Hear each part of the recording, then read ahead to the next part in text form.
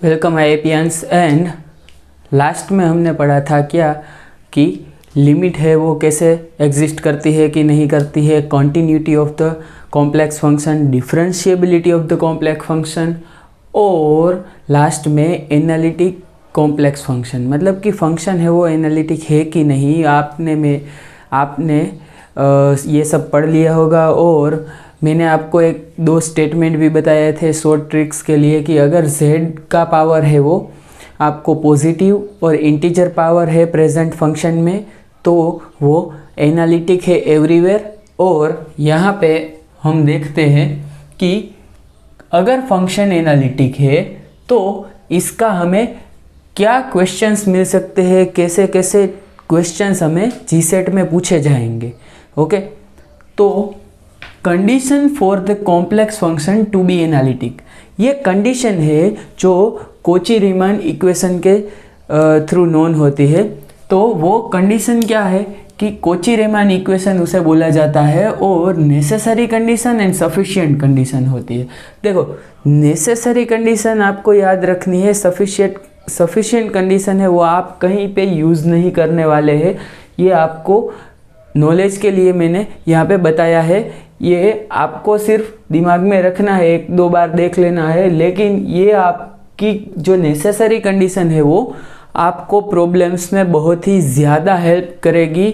और आप कोई भी प्रॉब्लम से, चाहे वो जीसेट का प्रॉब्लम हो या गेट या नेट का प्रॉब्लम है, वो यहाँ पे सॉल्व कर सकते हैं। देखो, तो अब नेसेसरी कंडीशन है वो क्या कह रही है कि फंक्शन आपको दिया गया है complex function, so f of z is equal to u plus iota v. मैंने जब आपको फंक्शन ऑफ कॉम्प्लेक्स वेरिएबल बताया था तो हमने पढ़ा था कि कोई फंक्शन है उसको u प्लस आयोटा वी, मतलब कि real part and imaginary part में रिप्रेजेंट किया जाता है।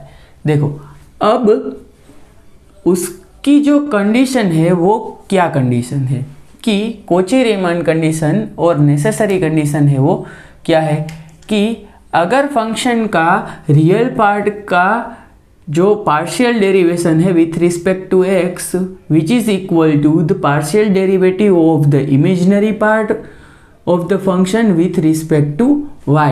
ओके, ये सब x एंड y के फॉर्म में जब हम बात करेंगे तो ये किस में होगा, कार्टेशियन में।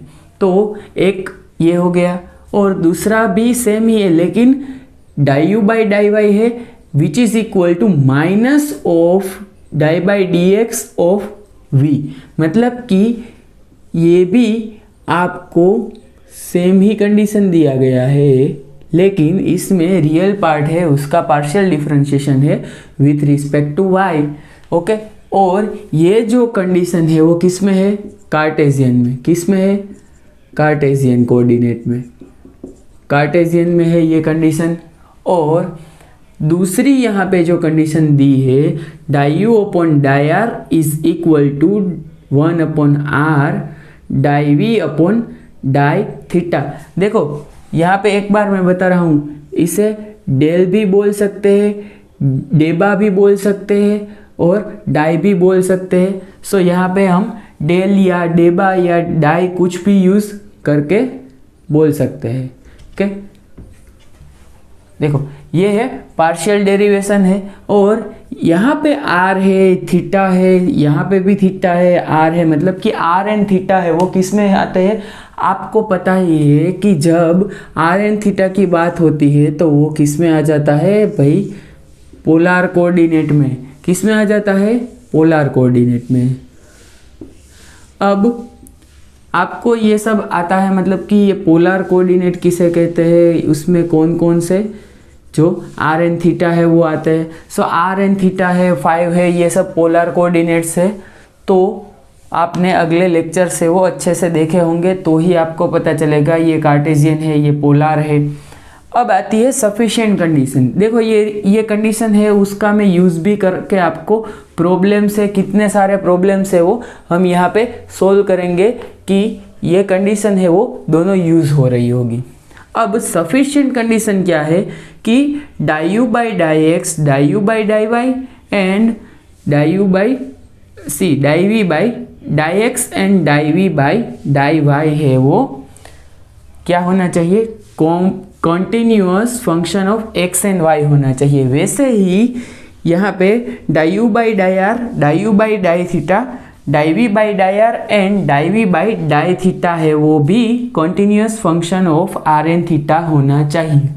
ओके, ये हो गई हमारी सफिशिएंट कंडीशन, ये है नेसेसरी कंडीशन। फिर से एक बार देख लेते हैं कि नेसेसरी कंडीशन है वो यहाँ पे रियल पार्ट है फंक्शन का, ये v है वो इमेजिनरी पार्ट है, और ये कार्टेशियन में कंडीशन दी गई है, और ये स्फेरिकल पोलर में कंडीशन दी गई है, पोलर कोऑर्डिनेट में दी गई है। सो यहाँ पे इतना ही यहाँ पे आपको याद रखना है। ये 4 कंडीशंस है वो आपने अगर याद रख ली, मतलब कि आपने ऑलमोस्ट 1 या 2 प्रॉब्लम्स है वो ऐसी पूछी जाती है जीसेट में, और पॉसिबिलिटी भी होती है कि ये इसमें से क्वेश्चन है वो निकाल सकते हैं। तो देखो यहाँ पे अगर फंक्शन आपको f ऑफ z दिया गया है, फंक्शन f ऑफ z दिया गया है, लेकिन फंक्शन का डिफरेंशिएशन है, फंक्शन को आप रिप्रेजेंट करते हैं u प्लस आयोटा v से, उसका डिफरेंशिएशन, उसका डेरिवेशन, मतलब कि f प्राइम ऑफ z कैसे लिख सकते हैं, die u upon die x plus iota die v upon die y, sorry यहाँ पे die u upon die x। Okay, कैसे लिख सकते हैं, फंक्शन है उसका ये डेरिवेशन आपने लिख दिया। अब वैसे ही हम यहाँ पे क्या लिख सकते हैं, die u by die y। Okay, और यहाँ पे minus iota die u, sorry क्या लिख सकते हैं, डाई u,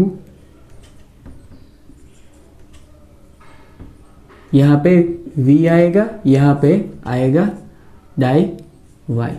देखो ये विथ रिस्पेक्ट टू x जब हम डिफरेंशिएशन कर रहे हैं तो क्या आ रहा है, देखो die u upon die x लिख दिया plus iota die v upon die x लिखा है मैंने। तो यहाँ से die u upon die x की जगह पे मैं die v by die y लिख सकता हूँ, मतलब कि इसकी जगह पे ये लिख दिया है मैंने। ओके, यहाँ से, और die u upon die Y है उसकी जगह है ये die v by die x लिख सकते हैं। क्लियर। सो यहाँ पे die v by die x है उसकी जगह पे मैंने minus of die u upon die y लिख दिया है, मतलब कि ये भी आप यूज़ कर सकते हैं और ये भी है वो आप यूज़ कर सकते हैं, ये दोनों सेम ही है, ये दोनों आप यूज़ कर सकते हैं। अब उससे आगे आपको क्या करना है कि अगर आप इसको पोलर कोऑर्डिनेट में लिखें, पोलर कोऑर्डिनेट में अगर इसको लिखा जाए तो आपको इसको e raise to minus iota theta और क्या लिखेंगे, die you by die r plus iota die v upon die theta. Okay, ये आप लिख सकते हैं। वैसे ही सेम चीज़ यहाँ से आपको क्या लिखना है, die you by die r है। देखो die you by die r की जगह पे मैं 1 upon r die v by die theta लिख सकता हूँ। ओके, सो यहाँ पे लिख सकता हूँ 1 upon r die v upon die theta, और die v upon die theta है। Okay, die v upon die theta है उसकी जगह पे मैं क्या लिख सकता हूँ, r die u upon die r plus r iota r die u upon die r. Okay, ये भी हम यूज़ कर सकते हैं। क्लियर। देखो अब या तो हम दोनों x में यूज़ कर सकते हैं या दोनों y में यूज़ कर सकते हैं। यहाँ पे देखो ये दोनों x में है, यहाँ पे ये यहाँ पे r with respect to r है वो आएगा। सो यहाँ पे देखो हमें क्या करना है कि सिर्फ x के ही कंपेयर में डिफरेंशिएशन करके हम आंसर ला सकते हैं। यहाँ पे y में ही आंसर आएगा, यहाँ पे r में आंसर आ सकता है। तो यहाँ पे देखो die v by die r है, die v by die r, उसकी जगह पे मैं क्या लिख सकता हूँ, माइनस ऑफ, देखो माइनस ऑफ 1 अपॉन r, क्या लिख सकते हैं, minus of 1 upon r die u by die theta. Okay, ऐसा लिख सकते हैं। क्लियर? अब इससे चलते हैं आगे। एक बहुत ही जो कॉम्प्लेक्स क्वेश्चन पूछ देते हैं कभी कभी कि आप है वो ये जो कंडीशन है उससे वो आंसर है वो निकाल नहीं सकते हैं। देखो कैसे, कि अगर आपको फंक्शन है उसका रियल पार्ट और इमेजिनरी पार्ट दिया है, फंक्शन है उसका रियल पार्ट और इमेजिनरी पार्ट दे दिया है और उसमें कोई अननोन वेरिएबल है, ओके, उसमें कोई अननोन वेरिएबल है या अननोन कांस्टेंट है, ओके, हम अननोन कांस्टेंट है वो बोल सकते हैं। अननोन कांस्टेंट जब हम बोलेंगे तो वो अननोन कांस्टेंट है वो आपको निकालना है। शायद ऐसा दिया है u is equal to x square plus p y square minus 2xy, ये दे दिया हमें और हमें बोला है कि आपको क्या करना है कि ये आपको p का वैल्यू है वो निकालना है कि p है वो क्या हो सकता है। तो हम क्या करेंगे, देखो यहाँ पे एक सेंटेंस है, स्टेटमेंट है वो दे देते हैं, real part and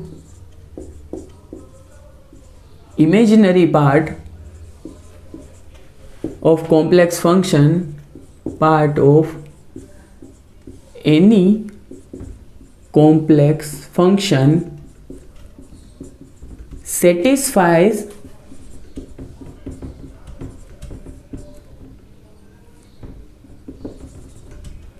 Laplace equation।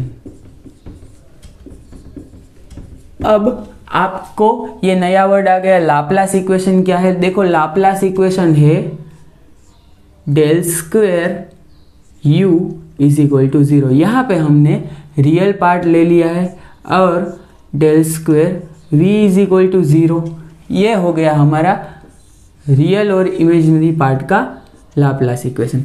मतलब कि आप del square u is equal to 0 put करके ये p का वैल्यू है वो फाइंड कर सकते हैं।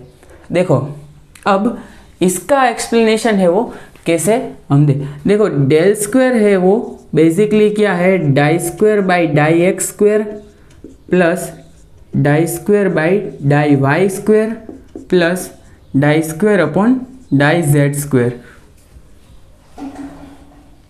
ओके, ये हमारा डेल है, डेल स्क्वेयर है। देखो अब हमें करना है कि ये लाप्लास इक्वेशन है उसको सेटिस्फाई क्यों कर रहा है। तो चलते हैं यहाँ पे। पहले क्या है, हमारे पास एक फंक्शन है u प्लस आयोटा v का। तो हमें क्या करना है कि यहाँ पे डेल स्क्वेयर u, यहाँ पे ये फर्स्ट कंडीशन यहाँ पे हम ले रहे हैं by del x square plus del square u upon del y square, okay, which is equal to 0। Okay, यहाँ पे 0 पुट करना है। देखो यहाँ पे ये 0 है वो कैसे आ रहा है वो हमें प्रूव करना है।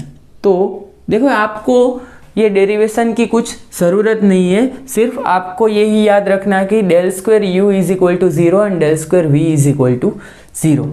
तो यहाँ पे देख लेते हैं डेरिवेशन क्या होता है।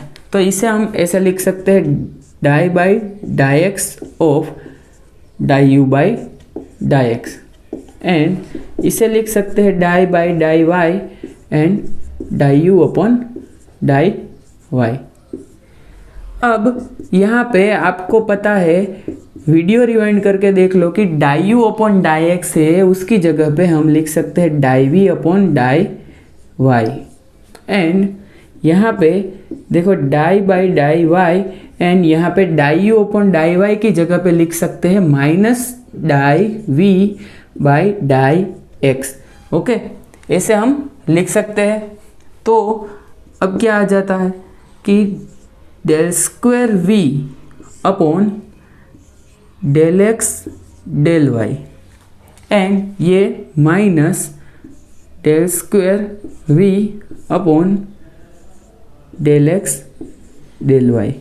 सो ये दोनों सेम टर्म आ रही है, तो ये हो जाएगा 0। मतलब कि ये जो डेल स्क्वायर यू था, del square u is equal to हो जाता है 0। क्लियर? तो अगर ये हमें कब यूज़ करना है? ओके, ये यूज़ कब करना है कि जब आपको क्या दिया है, कंडीशन क्या है ये यूज़ करने की, use this when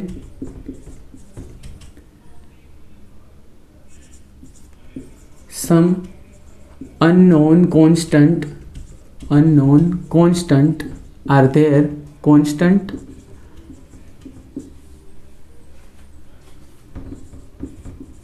are there, and question is related about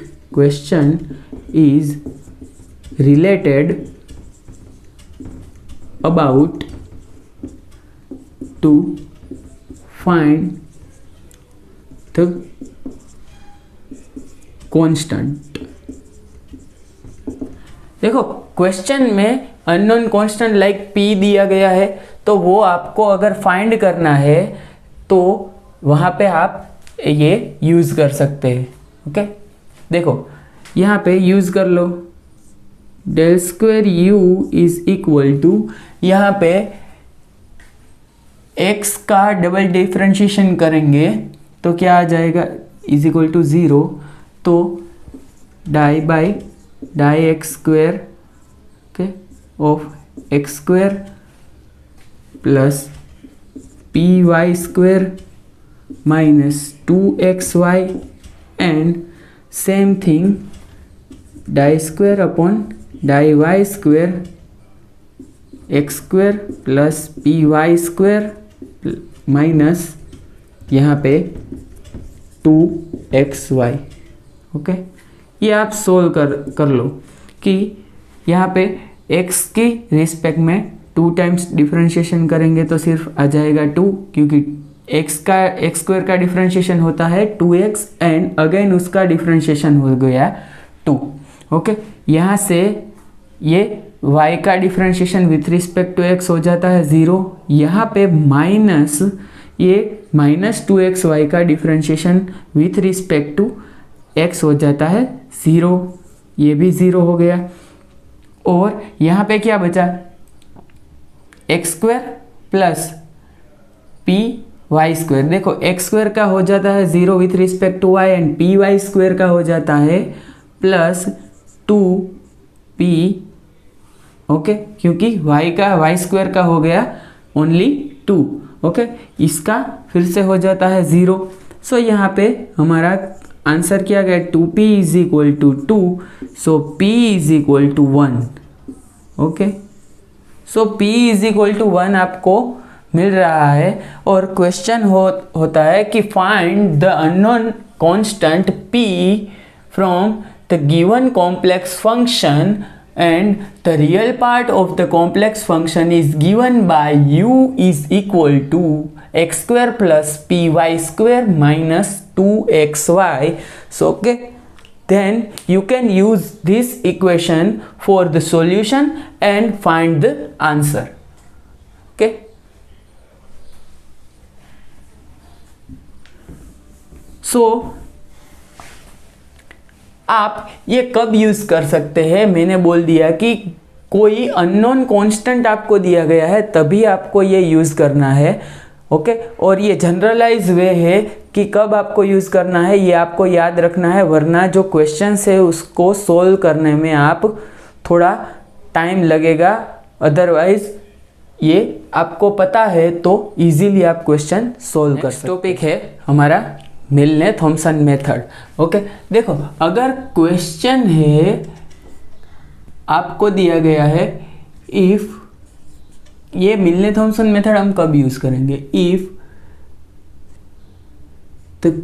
in the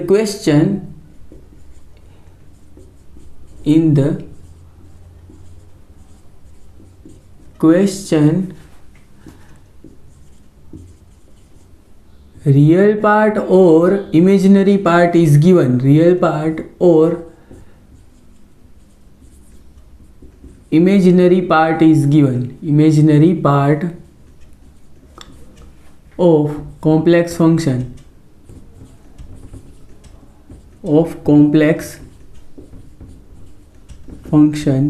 is given and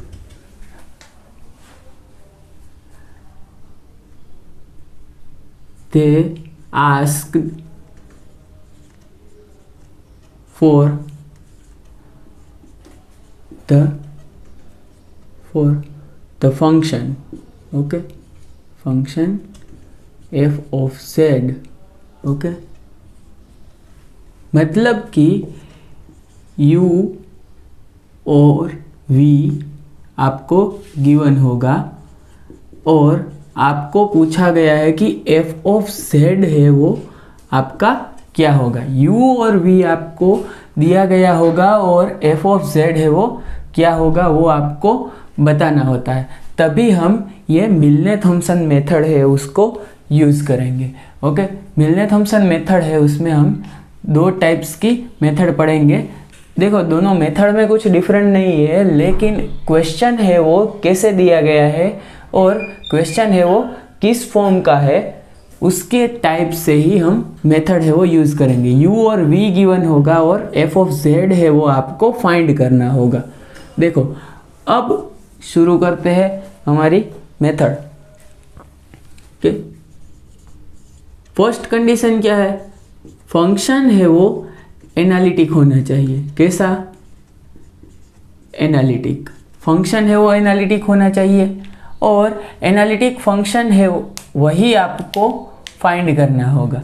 okay, और क्वेश्चन में आपको बोला होगा कि the real part of the analytic function is given by blank और one type of you can say that कुछ भी दिया गया होगा। Okay, u is equal to कुछ भी दे दिया है और आपको फाइंड करना है उसका फंक्शन क्या है। ओके, तो देखो जब हमने फंक्शन को एनालिटिक बोला है तो ये फंक्शन अगर एनालिटिक है मतलब कि ओनली पॉजिटिव पावर है वो z का प्रेजेंट है लेकिन z स्टार है वो एब्सेंट है, मतलब कि यहाँ पे हम लिख सकते हैं कि z equal to z star. Okay, z equal to z star लिख सकते हैं, मतलब कि यहाँ पे x plus iota y is equal to x minus iota y लिख सकते हैं हम। तो x plus iota y is equal to x minus iota y लिख दे तो यहाँ पे क्या आ जाएगा, 2 iota y is equal to 0, मतलब कि y इज इक्वल टू है 0 एंड x है वो z के इक्वल लिख सकते हैं। ओके, क्यों, क्योंकि y 0 हो गया, so x plus iota y में y 0 हो गया तो x is equal to z लिख सकते हैं। तो ये मेथड यही सिर्फ एनालिटिक वर्ड के बेस पे ही पूरा मेथड है। तो यहाँ पे मेथड देख लो, अगर आपको फंक्शन दिया गया होता है, फंक्शन आपको फाइंड करना है और फंक्शन कैसे लिखते हैं, u प्लस आयोटा v के फॉर्म में लिखते हैं। तो देखो यहाँ पे u ऑफ x y होता है और ये भी x y हो जाता है, मतलब कि उसको हम ऐसे लिख सकते हैं, अगर फंक्शन एनालिटिक है तो x0 and iota v x0, क्यों? क्योंकि y तो 0 हो जाता है, और u ऑफ z0 लिख सकते हैं, सॉरी x की जगह पे हम लिख सकते हैं z, एंड यहाँ पे आयोटा v z0। ओके, यहाँ पे y की जगह पे 0 एंड x की जगह पे z लिख सकते हैं। क्यों? वो मैंने यहाँ पे उसका एक्सप्लेनेशन यहाँ पे बता दिया है। देखो, अभी आपको एक प्रॉब्लम दे रहा हूँ कि आपको वो प्रॉब्लम है वो अटेम्प्ट करना है कि कैसे इसको अटेम्प्ट करें। देखो, ये आपको पता चल गया है। अब जहाँ जहाँ पे u एंड v की बात आएगी, रियल एंड इमेजिनरी पार्ट की बात आएगी, तब हम कौन सी कोची रीमान इक्वेशन है वो सभी जगह पे यूज़ करेंगे। ओके, तो आपने ये देख लिया है। अब देखो, एक क्वेश्चन ले लेते हैं कि आपको इजीली समझ आ जाए। ओके, रियल पार्ट आपको दिया गया है, real part of the function is given by u is equal to, क्या दिया गया है? 3x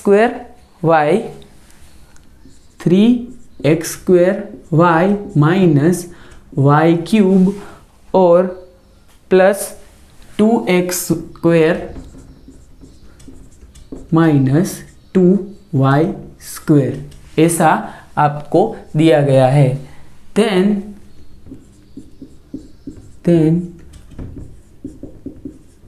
find the analytic function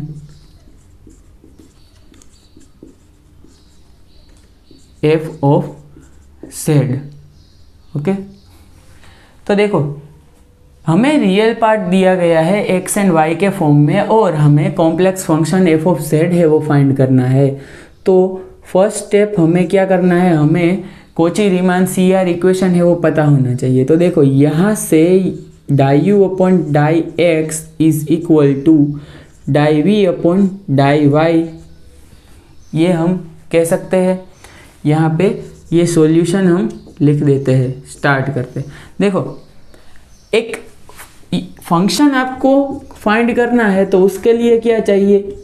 real part आपको दिया गया है तो इमेजिनरी पार्ट आपको फाइंड करके उसके बाद फंक्शन है वो हम फाइंड कर सकते हैं।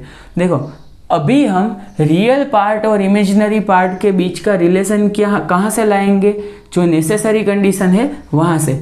सो ये die u by die x कर देते हैं। सो यहाँ पे die v upon die y is equal to ये जो u दिया गया है उसको डिफ्रेंशिएट कर दो with respect to x। So 3x² का डिफ्रेंशिएशन आ जाएगा 6xy।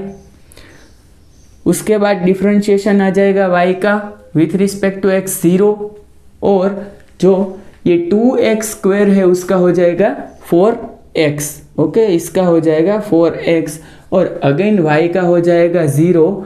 और अभी ये जो डाई v है, ओके, ये जो die v is equal to हम ऐसा लिख सकते हैं 6xy plus 4x into die y। और अभी दोनों साइड इंटीग्रेशन अप्लाई कर देते हैं, और इंटीग्रेशन है वो अनडिफाइंड इंटीग्रेशन है, मतलब कि लिमिट आपको कुछ भी नहीं दिया गया है। तो क्या करेंगे? देखो, यहाँ पे 6xy का होता है इंटीग्रेशन y² अपॉन 2, और यहाँ पे 4x का होगा 4xy, और इंटीग्रेशन है वो डिफाइन नहीं है, लिमिट डिफाइन नहीं है, तो क्या वहाँ पे एक कांस्टेंट आ जाएगा c ऑफ x। ओके, ये हमारा जो इक्वेशन है वो आ गया। v हमें मिल गया, लेकिन यहाँ पे c ऑफ x है वो आइडेंटिफाइड नहीं है कि वो क्या कांस्टेंट है। ओके, तो वो निकालने के लिए क्या करेंगे? ऐसी ही जो दूसरी कंडीशन थी हमारे पास वही यूज़ कर देंगे। ओके, सो क्या थी दूसरी कंडीशन, यहाँ पे लिख दो, die you by die y is equal to minus die v upon die x. So यहाँ पे आपको ये जो v है वो आपको मिल गया है, तो उसको आप विथ रिस्पेक्ट टू x से डिफ्रेंशिएट कर देना है। क्या करना है, x के रिस्पेक्ट में डिफ्रेंशिएट करना है। सो 3xy स्क्वायर है, 3xy स्क्वायर है, उसका देखो पहले है ना यहाँ पे die you by die Y है, तो यहाँ से शुरू कर देते हैं कि with respect to y differentiate करना है, तो क्या आ जाएगा 3x स्क्वायर, उसके बाद आ जाएगा माइनस 3y स्क्वायर, उसके बाद यहाँ का 2x स्क्वायर का हो जाएगा 0 और माइनस 2y स्क्वायर का डिफ्रेंशिएशन होता है माइनस 4y। ओके, अभी which is equal to minus of die v upon die x. तो die v upon die x कहाँ से करेंगे, यहाँ से। Okay, die v upon die x कहाँ से करेंगे, यहाँ से। सो 3xy स्क्वायर मतलब कि with respect to x differentiate करेंगे तो 3y स्क्वायर आ जाएगा, 3y स्क्वायर। ओके, यहाँ से 4xy को with respect to x differentiate कर दो तो 4y आ जाएगा और आ गया यहाँ से 4y। ओके, यहाँ पे आपको क्या मिल रहा है, c ऑफ x। तो यहाँ पे c ऑफ x को हम ऐसे लिख सकते हैं, die by die x and c of x। Okay, तो अब ये माइनस है वो सभी के लिए ही है कि ब्रैकेट के बाहर है। So 3y square minus 4y is equal to minus 3y square plus 4y plus die by die x of c of x। अभी देखो ये भी निकल गया, ये भी निकल गया है, ये 4y और ये 4y है वो कैंसल हो गए। देखो ये माइनस है, यहाँ पे भी माइनस है, ये माइनस है वो पूरे ब्रैकेट के साथ मल्टीप्लिकेशन में आ रहा है। सो यहाँ पे क्या हो गया, minus die by die x c of x which is equal to 3x square. अभी यहाँ पे c ऑफ x निकालने के लिए दोनों साइड इंटीग्रेशन कर दो विथ रिस्पेक्ट टू x, तो क्या आ जाएगा, माइनस c ऑफ x, ये इंटीग्रेशन कर दो with respect to x। Okay, तो क्या मिलेगा हमें, c of x is equal to 3x cube upon 3। Okay, x square का डिफरेंशिएशन, एक्स स्क्वायर का इंटीग्रेशन क्या होगा, एक्स स्क्वायर का इंटीग्रेशन होगा, क्या होगा, एक्स क्यूब अपॉन 3। ओके, और x रेज टू n है उसका क्या होगा, उसका क्या होगा, x raise to n plus 1 upon n plus 1। Okay, ऐसा उसका डिफरेंशिएशन और इंटीग्रेशन का जो बेसिक है वो मैंने यहाँ पे भी बताया था और उससे पहले भी मैंने बता दिया है। तो चलो अभी हमारा c ऑफ x है वो क्या मिल गया हमें, एक्स क्यूब, और यहाँ माइनस है तो c ऑफ x आ जाएगा माइनस एक्स क्यूब।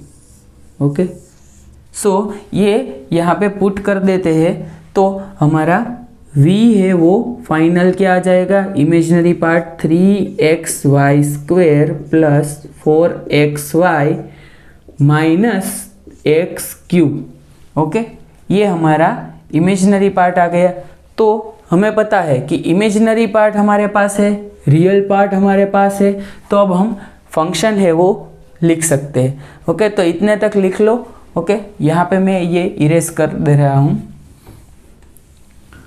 देखो आपको कांस्टेंट है उसको भूलना नहीं है। हर बार बच्चे क्या करते हैं कि कांस्टेंट भूल जाते हैं, बाद में उसका आंसर सही नहीं आता है, कुछ उसमें मिस्टेक होता है। ओके, अभी क्या करना है, आपको फंक्शन f ऑफ z लिखना है। क्या, u आप लिख दो यहाँ पे 3x square y minus y cube plus 2x square minus 2y square. और plus iota v plus iota, और यहाँ से आप लिख दो 3xy square, okay 3xy square और 4xy प्लस 4xy, और हमारा c ऑफ x आया था -x³ के -x³, ओके। अब क्या करना है हमें, देखो यहाँ पे मैंने बोला था कि फंक्शन z फाइंड करने के लिए u है वो x और y की फॉर्म में होगा, एंड v है वो भी x और y के फॉर्म में होगा, ओके। और x ये फंक्शन है वो एनालिटिक है, इसकी वजह से x की जगह पे z पुट करना है, y की जगह पे 0। सेम थिंग इमेजिनरी पार्ट में करना है z एंड 0। तो जहाँ जहाँ आपको y दिख रहा है वहाँ पे 0 पुट करना है, और x दिख रहा है वहाँ पे z। तो देखो यहाँ पे 0 पुट कर दिया तो ये टर्म 0 हो गया, ये 0 हो जाएगा, ये भी 0 हो जाएगा, ये 0 हो गया, ये 0 हो जाएगा, ये 0 हो जाएगा। तो बचा क्या, 2x की जगह पे क्या लिखे 2z का स्क्वायर, और प्लस आयोटा, और यहाँ पे क्या लिखे हम माइनस ऑफ x की जगह पे z, मतलब कि z³, यहाँ पे -z³, ओके। प्लस माइनस की मिस्टेक कभी भी मत करना, 2z square minus iota z³, okay. ये क्या हमें मिल गया, f ऑफ z। ये फंक्शन है, इसका रियल पार्ट आपको ये दिया गया था और आपको फंक्शन फाइंड करना था। तो आपने क्या किया, u है उससे पहले v फाइंड कर लिया, उसमें एक कांस्टेंट आया, ये कांस्टेंट है वो दूसरी जो CR इक्वेशन की कंडीशन थी, नेसेसरी कंडीशन, उससे निकाल लिया इंटीग्रेशन करके, और बाद में क्या किया, x की जगह पे z पुट किया और y की जगह पे 0 पुट कर दिया। अब क्या करेंगे, अगर आपको ये चेक करना है, देखो आपको ये चेक करना है कि ये फंक्शन है उसका यही रियल पार्ट आता है, तो हाँ हम देख सकते हैं, देखो ये 2 ये z स्क्वायर है, उसको हम क्या लिख सकते हैं, x square plus y square, x square minus y square, और प्लस 2 आयोटा xy, ओके। ये आ रहा है आपका, और माइनस ऑफ आयोटा z³ है उसको क्या लिख सकते हैं, z³ का जो आपको मैंने बताया था कि x और y के फॉर्म में क्या लिखना है, x³, okay. x³ minus 3xy square, और यहाँ पे अगेन आ जाएगा क्या, और यहाँ पे आ जाएगा iota 3x square y minus y³, okay. ये लिख सकते हैं, ओके। यहाँ से लिखा है मैंने, ऊपर से लिखा है, तो देखो यहाँ पे क्या लिख सकते हैं, 2x square minus 2y square, okay. इसको हम इमेजिनरी पार्ट में लिख देंगे, तो यहाँ से इमेजिनरी आयोटा है, ये आयोटा के साथ मल्टीप्लाई होगा, ओके। तो क्या आ जाएगा, आयोटा इंटू आयोटा मतलब कि -1, ओके। तो पहले आप रीअरेंज कर लो वरना आप कंफ्यूज हो जाओगे। 4 आयोटा xy और iota x³ minus minus plus iota 3xy square, और यहाँ पे आयोटा इंटू आयोटा क्या हो गया, -1, और ये माइनस मतलब कि +1 plus 3x square y, and minus iota into iota again हो गया +1 माइनस y³। देखो अभी आयोटा वाले टर्म है वो एक साइड लिख देते हैं, ये 3 टर्म्स, ओके। तो क्या आ जाएगा हमारा, 2x square minus 2y square और plus 3x² minus y³। Okay, और यहाँ पे 3 टर्म्स है वो आयोटा के साथ हम लिख देते हैं प्लस आयोटा, और यहाँ पे 4xy minus x³ plus 3xy²। देखो अभी जिसमें आयोटा नहीं है ये क्या हो गया, u, और ये हो गया v।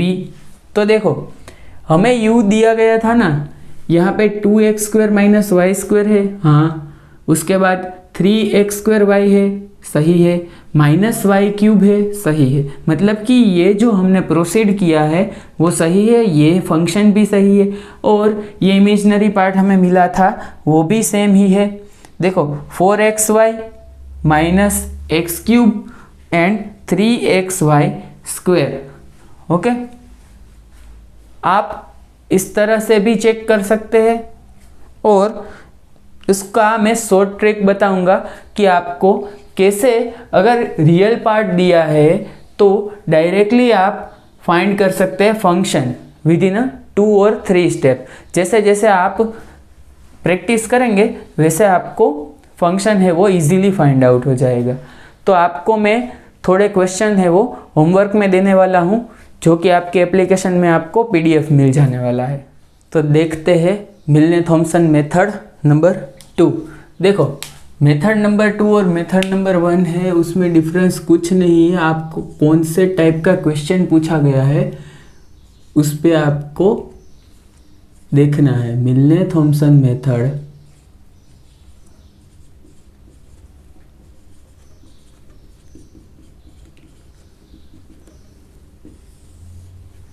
मेथड नंबर क्या है, 2।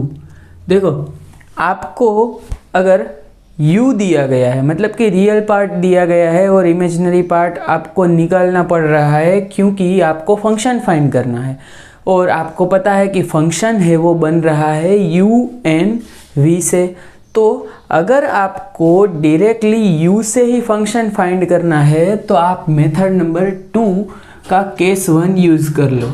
देखो केस 1 है, ओके, वो क्या है, if u of xy is given and you have to find the function if u of xy is given, okay, and we want to find the function f of z, okay। so आपको पता है कि अब u आपको दिया गया है, लेकिन अगर आप v निकालेंगे उसके बाद फंक्शन फाइंड करेंगे तो वो थोड़ा लेंथी हो जाता है। तो देखो अगर यहाँ पे u आपको पता है और फंक्शन फाइंड करना है, तो आपको मालूम है कि फंक्शन है f of z, उसको लिखते हैं u प्लस आयोटा v। अब f प्राइम को लिखते हैं, मतलब कि अगर जो डेरिवेशन हम लेते हैं तो उसको कैसे लिख सकते हैं, die u by die x plus iota die v by die x। देखो अब die u by die x plus iota die v by die x हो रहा है, लेकिन यहाँ पे die v by die x को मैं किससे रिप्लेस कर सकता हूँ, हमें पता है कि die u by die x is equal to die v upon die y and die u upon die y is equal to minus die v upon die x, बराबर। ओके, तो चलो यहाँ पे वो रिप्लेस कर देते हैं और सभी चीज़ें हैं u के फॉर्म में लिख देते हैं, तो minus iota die u upon die y। Okay, so यहाँ पे अगर आपको सिर्फ u दिया गया है तो आप इजीली इस मेथड से आप क्या करेंगे, पहले जो ये u के फॉर्म में जो ये इसको बोल देते हैं हम function phi1 of xy and इसको बोल देते हैं हम फंक्शन, देखो आयोटा है वो कंसीडर नहीं करना है, ओके, यहाँ पे फंक्शन में तो इसको बोल देते हैं 5 2 of x Y.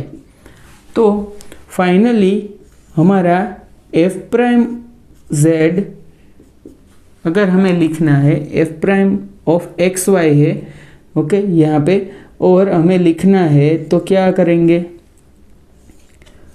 5 1 x y plus iota 5 2 of x y. अब हमें पता है कि फंक्शन है वो कैसा है, एनालिटिक फंक्शन है, वो एनालिटिक है। तो z star is equal to z, मतलब कि x है वो z के बराबर हो जाएगा, y है वो 0 हो जाएगा। ओके, देखो अब क्या होगा कि फंक्शन में सब जगह पे क्या करना है, 5 1 में z 0 पुट कर देना है, प्लस आयोटा 5 2 में z 0 पुट कर देना है।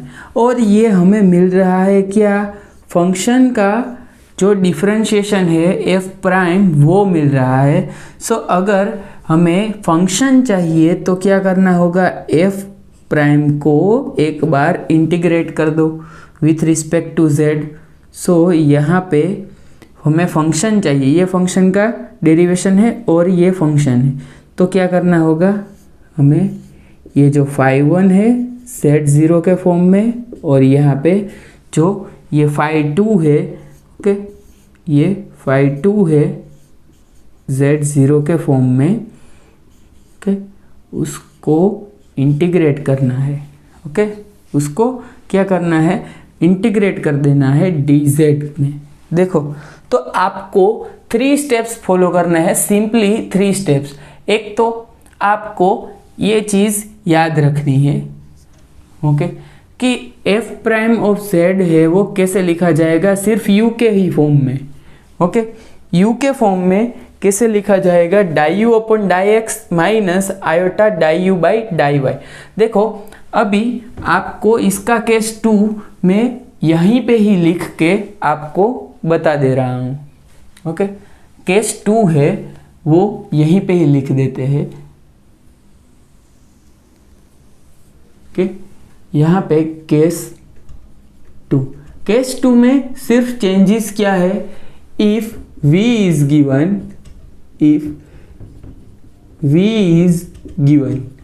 and we have to find the function। देखो अब सिर्फ कितना चेंज होगा, यहाँ पे ही थोड़ा चेंज होगा। देखो फंक्शन है, okay, function is equal to f of z equal to u plus iota v, but यहाँ पे f प्राइम ऑफ z लिख देते हैं हम, तो ये u of x y and v of x y हम लिख सकते हैं। देखो u ऑफ एक्स वाई के फॉर्म में अगर हम लिखे तो die you by die x plus iota die v by die x. देखो अब die u by die x है उसको die v by die y लिख सकता हूँ, और iota die v by die x. So same चीज़ मैंने रिपीट की कि नेसेसरी कंडीशन जो थी वहीं से मैंने ये निकाल लिया है। ओके, सो सिर्फ चेंजेस कितना है, यहाँ पे माइनस है और ये पूरा u के फॉर्म में है, और यहाँ पे प्लस आ रहा है, और देखो die u upon die x है, यहाँ पे रियल पार्ट रिप्रेजेंट कर रहा है, यहाँ पे die v by die Y है वो रियल पार्ट है वो रिप्रेजेंट कर रहा है। सो अगेन सेम प्रोसीजर करना है, इसको बोल देना है फंक्शन 1, इसको साई 1 एंड इसको बोल देते हैं साई 2। ओके, और ये साई 1 ऑफ एक्स वाई है और ये साई 2 ऑफ एक्स वाई है। ओके, अब एफ प्राइम ये z लिखना है अगर हमें, तो साई 1 z0 पुट कर दो, और साई 2 जो कि यहाँ पे आयोटा लिखेंगे, आयोटा साई 2 z0। अब f of z equal to integration of this function and we can find easily our answer from this given imaginary part. Clear? समझ गए क्या करना है आपको? बेसिकली दोनों में सेम ही स्टेप्स फॉलो किए हैं मैंने, ओके, लेकिन सिर्फ यहीं ये स्टेप पे ही चेंज आ रहा है। कौन से स्टेप पे चेंज आ रहा है कि यहाँ पे जो आपको नेसेसरी कंडीशन अप्लाई करके यहाँ पे u के फॉर्म में सब आ गया है, यहाँ पे v के फॉर्म में सब आ गया है, और यहाँ पे सिर्फ ये phi1 phi2 की जगह आप कुछ भी लिख सकते हैं, यहाँ पे psi1 psi2 की जगह कुछ भी लिख सकते हैं। आपको सिर्फ यही समझना है कि ये psi1 है वो डाई अपॉन डाई एक्स का फंक्शन है, और psi2 है वो फंक्शन है वो क्या है, die you by die y को रिप्रेजेंट कर रहा है। ओके, सो 3 स्टेप्स आपको फॉलो करना है। कौन से, वो यहाँ पे लिख देते हैं। चलो, आपको अगर u और v गिवन है तो आपको क्या करना है, 3 स्टेप्स आपको फॉलो करना है। ओके, फर्स्ट स्टेप क्या है कि आपको किसी को भी u और v के फॉर्म में लिखना है। राइट द नेसेसरी कंडीशन को लिख के आपको क्या करना है, एंड कन्वर्ट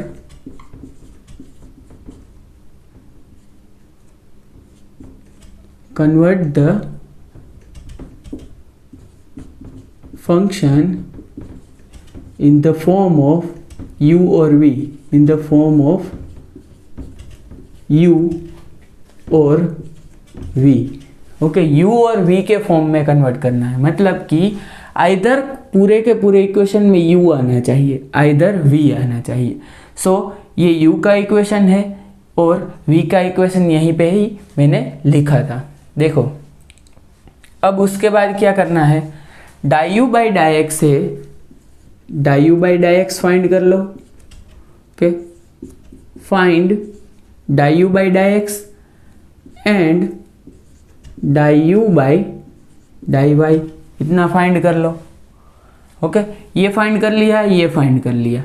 उसके बाद क्या करना है कि आपको सिर्फ देखो, ये फर्स्ट स्टेप, ये सेकंड स्टेप, ये थर्ड स्टेप में सिर्फ आपको इंटीग्रेशन कर देना है। किसका, ये जो die you by die x आया है उसका, उसको बोल देते हैं phi1 एंड इसको बोल देते हैं phi2, आयोटा phi2। और जो die you by die x आप कर रहे हैं उसमें x की जगह z एंड y की जगह 0, यहाँ पे भी सेम थिंग। Okay, dz। देखो, ये x की जगह 0 क्यों पुट कर रहे हैं, सॉरी, x की जगह z क्यों पुट कर रहे हैं और y की जगह 0 क्यों पुट कर रहे हैं, वो मैंने आपको बता दिया है कि z स्टार है वो प्रेजेंट नहीं होगा एनालिटिक फंक्शन में। इसकी की वजह से हम यहाँ पे z star equal to z करेंगे तो आपको x है वो z मिलेगा और y है वो 0 हो जाएगा। क्लियर? अभी थोड़ी देर पहले जो एग्जाम्पल हमने किया था, जो एग्जाम्पल एक सोल्व किया था जो मेथड नंबर 1 से, वही एग्जाम्पल ये मेथड नंबर 2 से क्या सोल्व हो सकता है कि नहीं हो सकता है, तो चलो हम देखेंगे। और वो इजी रहता है कि नहीं रहता है, देखते हैं। चलो, यहाँ पे वो हम एग्जाम्पल लिख देते हैं। आपको सिर्फ यही याद रखना है कि आपको ये केस 1 केस 2, लेकिन कैसे फाइंड करना है, स्टेप्स क्या फॉलो करने हैं और कौन कौन सी मिस्टेक नहीं करनी है। ओके, तो क्या था हमारा प्रॉब्लम, देखो यहाँ पे प्रॉब्लम था u of x y given था कुछ 3x² y minus y³ and plus 2x³ minus 2y³। Okay, sorry, square है यहाँ पे। सो ये आपको u दिया गया है। ओके, ये 3 स्टेप्स आपको फॉलो करने हैं। देखो, नेसेसरी कंडीशन है वो आपको लिखनी है और फंक्शन को कन्वर्ट करना है in the form of u and v। तो देखो, हमें यहाँ पे पता चल गया है कि f ऑफ z है, उसको हम कैसे लिख सकते हैं कि देखो die u by die x कर लो और minus iota die u by die y कर लो। तो पहले यहाँ पे die u upon die x है वो फाइंड कर लेते हैं। क्या मिल रहा है हमें, इसको x की रिस्पेक्ट में डिफ्रेंशिएट कर दो। सो यहाँ पे क्या आएगा 6xy, यहाँ पे 0 हो जाएगा, यहाँ पे आ रहा है 4x। ओके, यहाँ पे die u by die y कर लो, with respect to y differentiate कर दो, तो यहाँ पे 3x स्क्वायर आ रहा है। दूसरी टर्म में से आ रहा है माइनस 3y स्क्वायर, और जो तीसरी टर्म है उसमें से आ रहा है माइनस 4y। ओके, ये आपको मिल गया यहाँ पे, जो die u by die y है वो die u by die x है वो। अब ये आपको दो जो स्टेप्स है वो यहाँ पे और यहाँ पे पुट करना है। तो आपको क्या करना है, f prime of z is equal to, यहाँ पे पुट कर दो 6xy प्लस 4x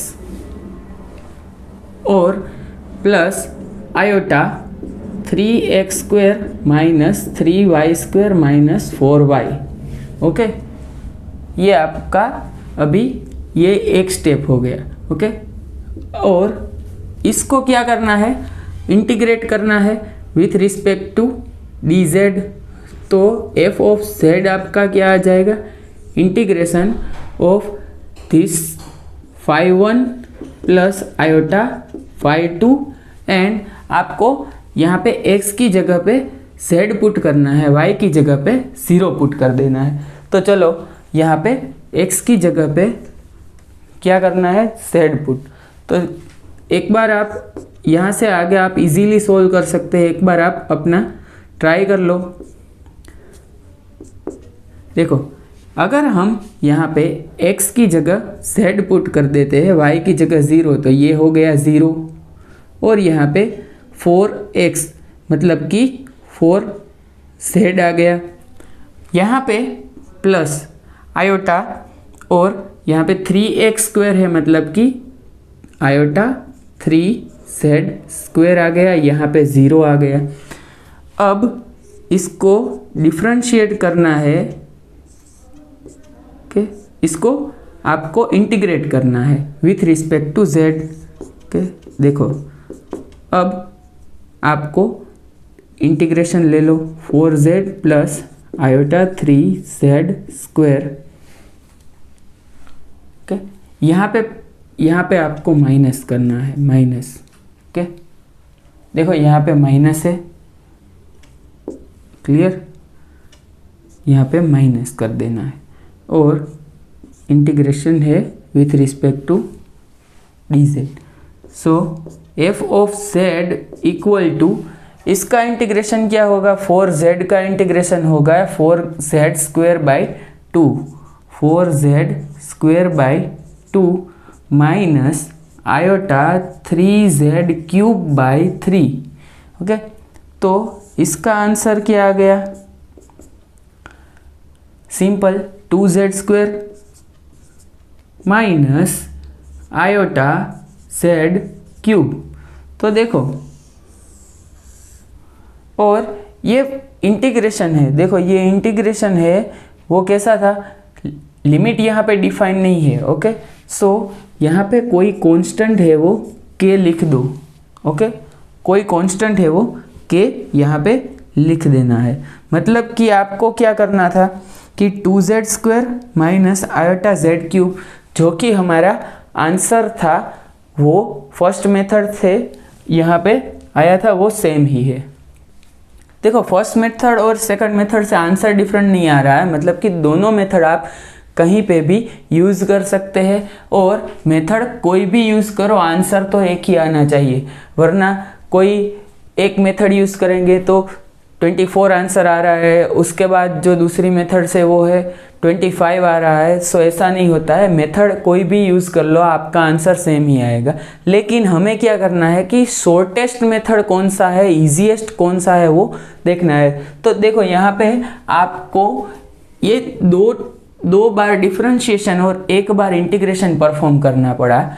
वहाँ पे आपने जो इंटीग्रेशन एक बार डिफरेंशिएशन और अगेन इंटीग्रेशन परफॉर्म करना था, वही same cheese 2 bar differentiation and 2 bar integration perform करके बाद में आपका आंसर आया था। सो ये कंपैरेटिवली इजी होगा जब आपको u और v दिया गया होगा, u या v आपको दिया गया होगा। अगर आपको u दिया गया है और v फाइंड आउट करना है तो आप डायरेक्टली नेसेसरी कंडीशन है वो अप्लाई करके फाइंड कर सकते हैं। क्लियर? ये हो गया हमारा मिलने थॉम्सन मेथड नंबर 2। देखो अगर है यहाँ पे शॉर्ट ट्रिक देखी जाए तो शॉर्ट ट्रिक हम कैसे यूज़ करेंगे। देखो शॉर्ट ट्रिक यूज़ करने के लिए आपको सेड स्क्वायर और सेड क्यूब है उसके जो मैंने रिलेशन बताए थे कि उसका इमेजिनरी पार्ट क्या है, रियल पार्ट क्या है, वो याद होना चाहिए। ओके, सो यहाँ पे शॉर्ट ट्रिक है वो लिख देते हैं कि शॉर्ट ट्रिक आप कैसे यूज कर सकते हैं। u इज इक्वल टू क्या यहाँ पे दिया गया है 3x² y minus y cube plus 2x² minus 2y²। देखो आपको यहाँ पे पता है कि z² एंड z³ है उसका रियल एंड इमेजिनरी पार्ट क्या। इसका रियल पार्ट है x² minus y² and imaginary part है आयोटा 2xy। देखो इमेजिनरी पार्ट है 2xy। यहाँ पे क्या होगा x³ minus 3xy² and plus iota, यहाँ पे ये इमेजिनरी पार्ट होगा।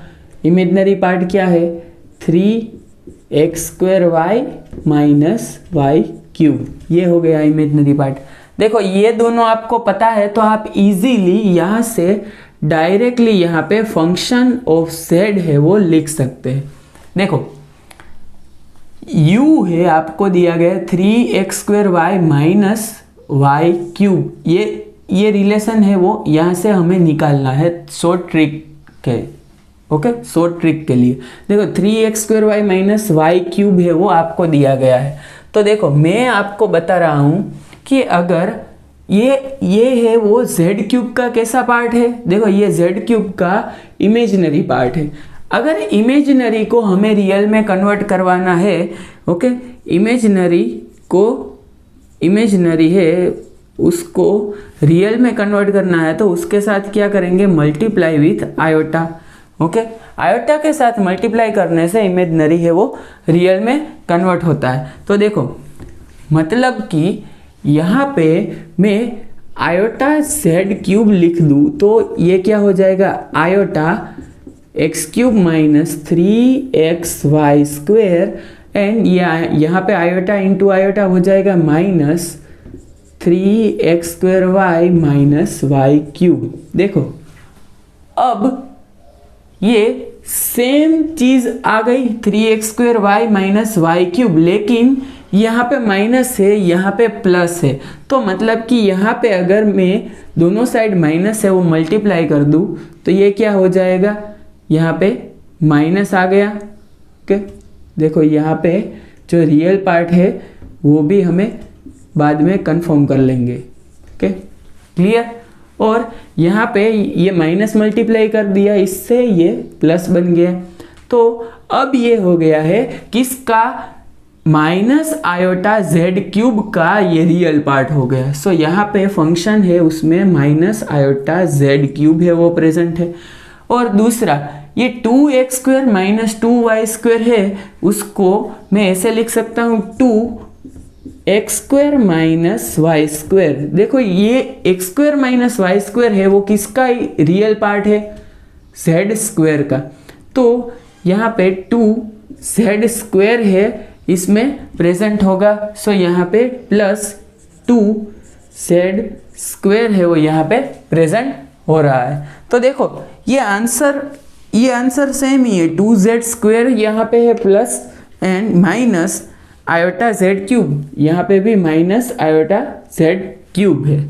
देखो बिना कुछ भी किए मैंने शॉर्ट ट्रिक से एक ही स्टेप लिखा डायरेक्टली, बट आपको ये अगर ये दो रिलेशन आपको पता है तो आप इजीली कोई भी चीज़ का आंसर निकाल सकते हैं। देखो अभी आपको इसका इमेजिनरी पार्ट निकालना है v, तो आप क्या करेंगे पता है कि ये अगर रियल पार्ट है, ये अगर रियल पार्ट में कन्वर्ट हो गया, इमेजिनरी है वो रियल में कन्वर्ट हो गया, मतलब कि रियल पार्ट है वो इमेजिनरी में कन्वर्ट हुआ होगा।